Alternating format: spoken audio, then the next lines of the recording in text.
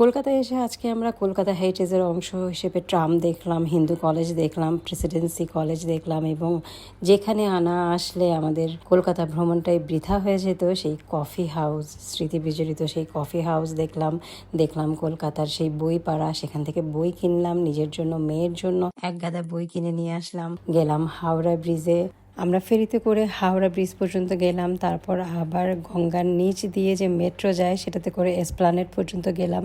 সেখানে গিয়ে একটা শপিং মল থেকে আত্মীয় স্বজনের জন্য কিছু শপিং করে জিতে নিলাম প্রেশার কুকার। তারপরে রাতের বেলা ফিরে এসে কস্তুরী নামক একটা মজার রেস্টুরেন্টে খেলাম মজার খাবার।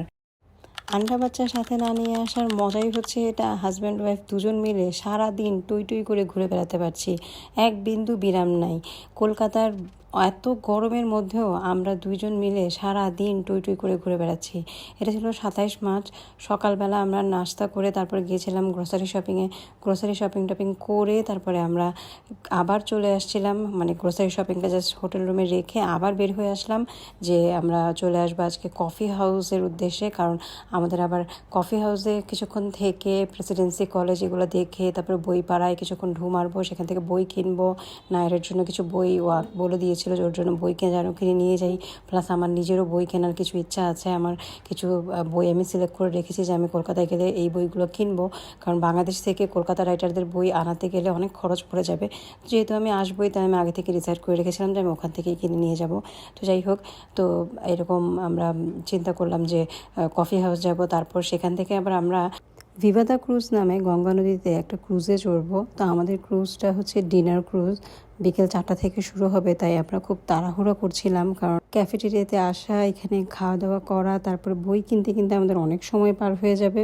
তাড়াহুড়ো করে আমরা চলে আসছি ট্যাক্সি ধরে এখানে আসার পর আমরা গরমের মধ্যে কফি হাউসে চলে আসলাম। আর এইখানটায় না আসলে না কলকাতা ভিজিট করাটা আমার একদম মানে ব্যর্থ হয়ে যেত। কফি হাউস মানে কলকাতায় এসে কেউ যদি কফি হাউসে না আসে তাহলে আর কোথায় আসলাম। মানে এত উপন্যাসে কফি হাউস সম্বন্ধে এত পড়েছি, আর সেই কফি হাউস দেখবো না তা কি হয়। তো এখানে আসার পর আমার কাছে সব কিছু কেমন যেন স্বপ্নের মতো মনে হচ্ছিল এই সেই কফি হাউস যেটা সম্বন্ধে আমি এত উপন্যাসে পড়েছি। এত নস্টালজিয়া ফিল হচ্ছিল, মনে হচ্ছিল আমি কি বলবো, আমি না ভাষায় বোঝাতে পারবো না। আর কিছু ব্যাপার থাকে না যেগুলো আসলে ভাষা দিয়ে বোঝানো যায় না, সেরকম একটা ব্যাপার ছিল। তো যাই হোক, এই বই পাড়াটা না একদম আমাদের ঢাকা ইউনিভার্সিটির এরিয়াটার মতো, নীলক্ষেতের মতো। এখানে একদম সব ধরনের বই পাওয়া যায়, ফটোকপি টাইপের বই পাওয়া যায়, পড়াশোনার বই পাওয়া যায় থেকে শুরু করে চাকরি প্রার্থীদের চাকরির বই পাওয়া যায়, আবার আপনি গল্প উপন্যাসের বইও পাবেন। তো আমার জন্য দুটো বই যেটা নিব সেটা দামাদামি করে রেখে আসলাম। তো ওরা ডিসকাউন্ট একটু কম দিচ্ছিল বলে ওগুলো রেখে তারপর আমার মেয়ের জন্য বই দেখতে চলে আসলাম। এখানে যে অক্সফোর্ড পাবলিশার্সের বইগুলো যেগুলো পাওয়া যায় সেগুলো খোঁজ করলাম। একটা দোকানের কথা বলে দিল যে এখান থেকে পাবেন। তো সেখানে এসে শাহিন আবার বই সিলেক্ট করছিল, ওর জন্য প্রায় অনেকগুলো বই নিয়েছি আমরা। তো এই বইগুলো পেয়ে তো আমার মেয়ে অনেক খুশি হয়ে গিয়েছিল। প্রায় অনেকগুলো বই কিনেছি আমরা, হার্ড কভার তারপর নর্মাল কভারের বই নিয়েছি। তারপরে এখানে এসে আমি দোকানদারকে বলছিলাম যে দাদা দিয়ে দাও। ওই দোকানদার তো আমরা বাংলাদেশ থেকে এসেছি শুনে আমাদেরকে 25% ডিসকাউন্ট দিয়ে দিয়েছে, আর তুমি আমাদেরকে মাত্র 20% ডিসকাউন্ট দিচ্ছ, দিয়ে দাও, মাত্র দুটো বই নিব, তুমি একটু বাড়ায় দাও, ডিসকাউন্টটা বাড়ায় দাও। এরকম করতে ঘন করতে তারপর সে মোটামুটি একটু 21 বা 22% ডিসকাউন্ট বা কিছু একটা 10 টাকা কমিয়েছে এমন কিছু। তো এখানে তারপর তাড়াহুড়ো করে আমরা চলে আসলাম ভিভাদা ক্রুজের জন্য, কিন্তু আসার পর দেখি যে একদম আমরা 4টা বাজার 10 মিনিট আগে এসেছি বা 5 মিনিট আগে এসেছি, আসার পর দেখি যে বন্ধ হয়ে গিয়েছে আর ওরা নিবে না, এন্ট্রি ক্লোজ করে দিয়েছে।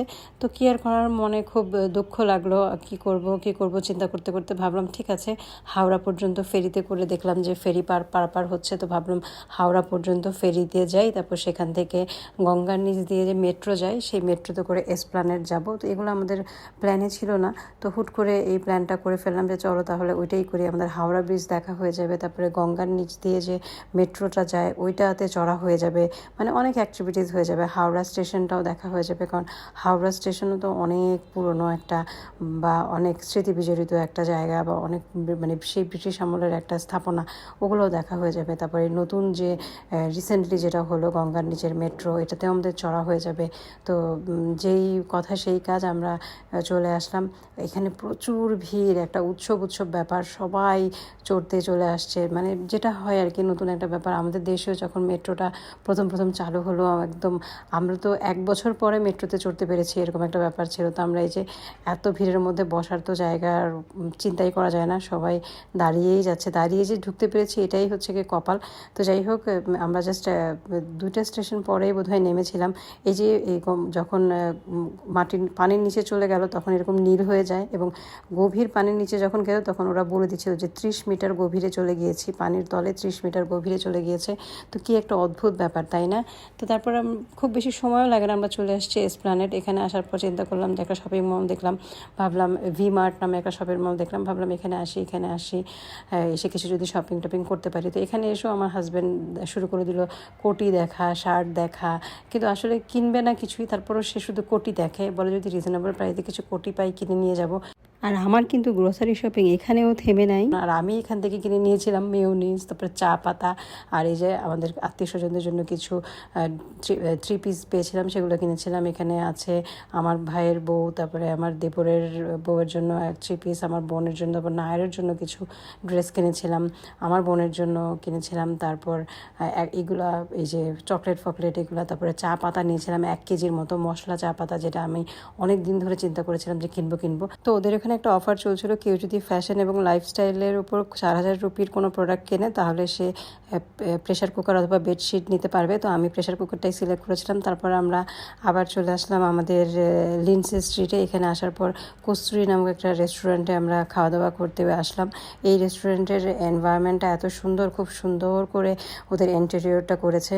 তো আমি এগুলো আবার একটু রেকর্ড করে নিলাম যে এত সুন্দর এনভায়রনমেন্ট এবং এত সুন্দর ইন্টেরিয়র করেছে ওরা।